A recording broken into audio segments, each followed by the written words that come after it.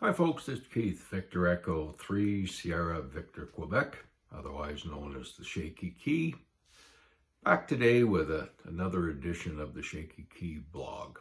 And what I want to look at today is aimed mainly at new hams, although some of us old folks could learn a little bit too, but it's mainly new hams. And that is, don't ignore contests. And I've mentioned this before. Never ignore a contest because you think you won't win. In all likelihood, you're not going to win. But you can learn an awful lot doing it. Now, you have some, such as the Parks on the Air, POTA. You have Summits on the Air, or SOTA. You have Islands on the Air, Lighthouses on the Air. And these aren't contests, but they're great ways to motivate yourself, and you can win all sorts of awards, which again motivates you even more. So they're all out there, but what I'm talking here now is real contests, Canada Day contest, the ARRLDX contest, the CQ contest. There's a whole bunch of different ones there, most of them worldwide. And the Canadians, we have our Canadian Winter Contest. We also have the Canadian Canada Day contest as well, which is worldwide, but it's a little more friendly and less hectic than some of these other massive contests. So when you look at these, and if you say to yourself, okay, I'm going to go in one, well, what am I going to get out of it? Well, number one, you're probably not going to win, but you never know. You may surprise yourself at how well you have done. You may be thinking, I need, 60-foot tower, massive antennas. No, you can still have fun. All I have is a wire antenna, it goes out from the window on the second floor of my house. It goes out 66 feet to a pole 20 odd feet up. That's what I use. And I use the same thing for contests. You may eventually, if you really like this, join a team. But for now, when you're doing it on your own, you're learning how to do things and you're brand new at this. The idea is to have fun and learn a little bit. Now, can you place well? Yes. If I go back and I look at my own history and contests, and I don't take them all that seriously. I do it mainly to give other people points. In the early 90s, I won one. I think it was probably a Canada Day winter contest, and that was on the 80-meter band, which is all I was allowed at that point. That's what my license allowed me to go on.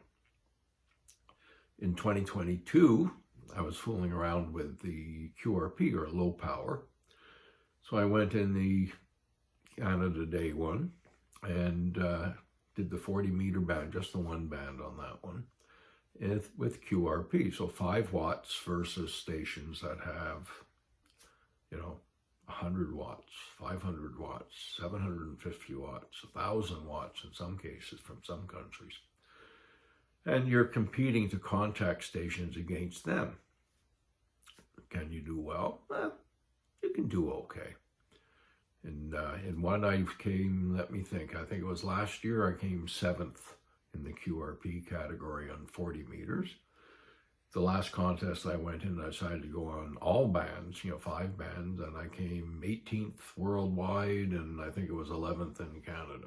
So there you are, wire antenna, nothing fantastic, nothing expensive, regular radio. So you can do these things and you can have fun. Now, what I would say, there are things you can learn. So number one, in a DX contest, a long distance one of the big ones, let's say either CQ or the ARRL one, and most people are using single sideband, but they also have these for Morse code as well. You can do really well contacting all these different countries. There are actually ham radio operators who go to rare spots around the world just to operate in these countries on these contest dates. So you can actually, if you're collecting awards, like let's say the American Worked All States Award, or the what's called DXCC, which is the award for talking to 100 different countries. If you're working on those, these are a great opportunity to rack up the ones you need. Every American state's going to be on there, and like I said, there's going to be countries on from all over the world. So that's one of the main reasons to go. You're going to get lots and lots of contacts. The third, well, your operating skills are going to improve. And, it's a great way to learn how to operate. Because what's going to happen, especially if you're low power, 100 watts if that's what you're using, or QRP if you're using 5 watts, you're going up against all those stations I was just talking about, the 500 watt, the 1,000 watt.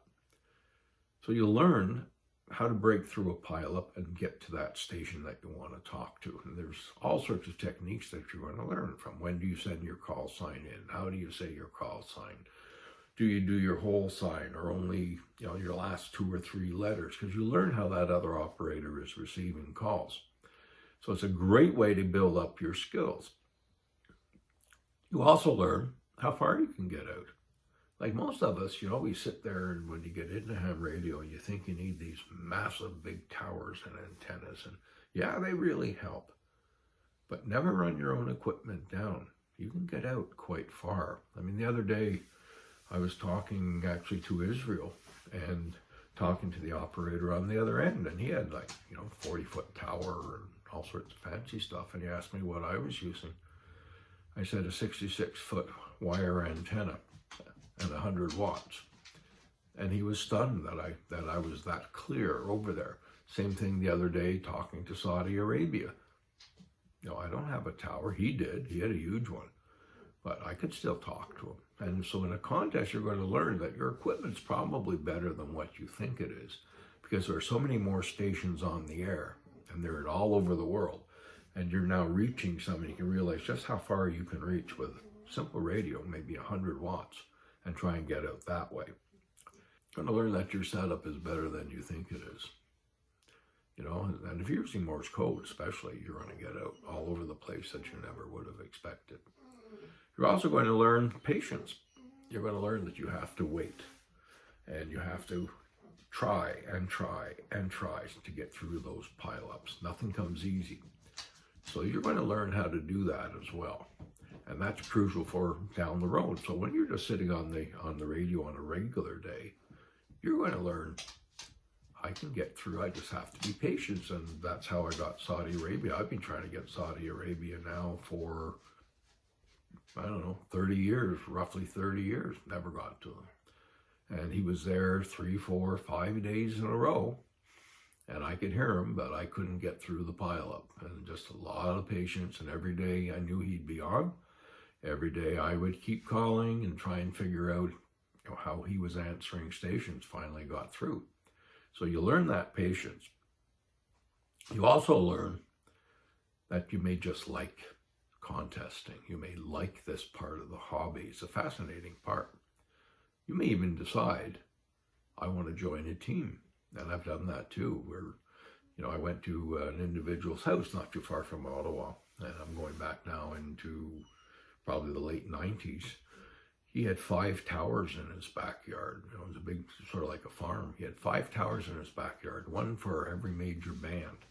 And we had a team of 8 people, and each worked the radios while some slept. Then we would rotate through. We did this for an entire weekend. We did exceptionally well worldwide as a team. So there are teams out there, and you may decide you want to join one. So lots of aspects to the hobby that you've never thought of. So there you go, just a few ideas, a few thoughts as to why not work contests, and why you're going to have a lot of fun with them. And I think you should. There's lots of them. There's one coming up this coming weekend. I think it is the ARRLDX contest. So there's a good one to start with. Again, there'll be lots of contacts from all over the world.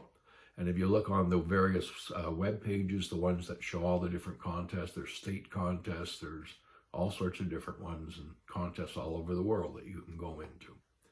Anyways, have fun with it. This is Keith, Victor Echo 3, Sierra Victor, Quebec, wishing you a great day. 73.